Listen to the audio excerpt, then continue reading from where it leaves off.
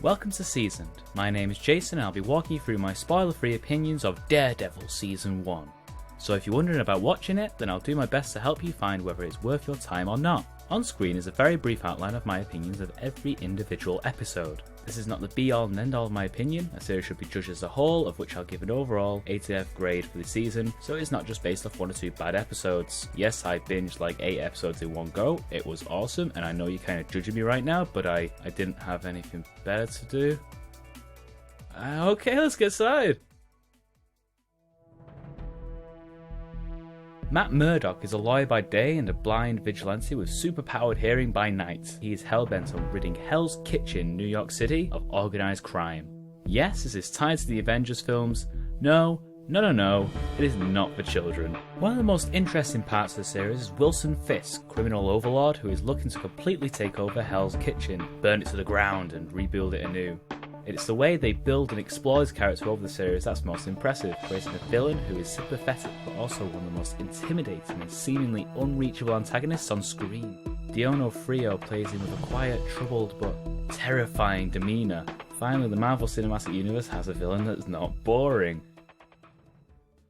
Our hero Matt Murdock, on the other hand, is a charismatic, intelligent and passionately persistent hero who can't see, but uses super hearing to have heightened spatial awareness, which allows him to see kind of how bats hear. It's less explained how it works, but is more shown, and that's how it should be. We don't question Thor's ability to shoot lightning out of his nipples because it's not important. There's great character exploration with Murdock, but I wish they explored his moral ambiguity toward killing or putting people in comas for vigilante justice a bit more, but that's a very minor nitpick. When I said it wasn't for children, I meant that. This series has gore, it has torture, it has real grit to it that's unseen from other Marvel properties, which for the most part has been very PG. It's clear that Netflix gives them free creative reign to go as mature as they'd like and aim it at an adult audience, which is awesome. It does sacrifice a lot of the fun that other Marvel properties have though. It's very serious crime drama and that might turn people off. Talking about its Marvel connections, it acknowledges its MCU ties very little. You can be forgiven for forgetting that the same universe has Iron Man and Hulk in it. I like that it's more subtle, but for fans who love their Easter eggs and movie tie-ins, this series doesn't have a lot. It's more comic tie-ins than MCU tie-ins. I think it's better to concentrate on more important aspects of the show, but this is a world where aliens and magic are widely known to exist, and it doesn't really seem to have affected the world all that much. 5 minutes into the first episode and we're thrown right in. The first fight scene happens before we even see the title credits for the first time. The origin story is weaved organically into the narrative on how he got blinded, how he learned to fight, and what his motives are, all strewn across the whole season. Like Arrow does it with their island flashbacks, but this is a lot better. The fight scenes, by the way, are among the best I've seen in a TV show.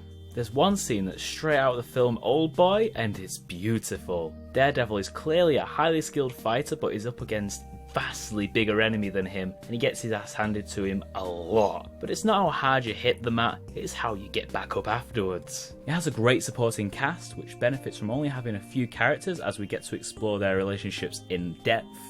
The 13 episode run is nice. Brevity, as I've stated in my Agent Cast review, is a good thing. It's beautifully shot, they clearly put a lot of money and effort into this, but it is very dark, as in visually dark. I'm convinced Hell's Kitchen exists in perpetual nighttime. The flashbacks provide an origin story for Matt Murdock, but it's clear this season is the origin story for Daredevil himself. And what an origin story it is. It gets an A.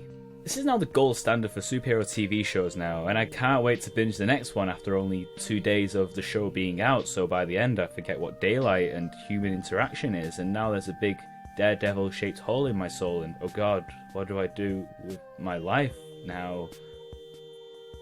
Oh yeah, Game of Thrones is back now. That's it. Thank you for watching, please subscribe to this channel, it's free and we'll keep you up to date on future reviews. If you've got a friend and want to get them into a TV series I've covered, why not send them one of these videos as an example? You can check out some of my other reviews by following the links on screen. I'm going to be covering Arrow Seasons 1 and 2 in one whole video next week, completely spoiler free for both seasons, so that'll be interesting. But for now, I'll see you later.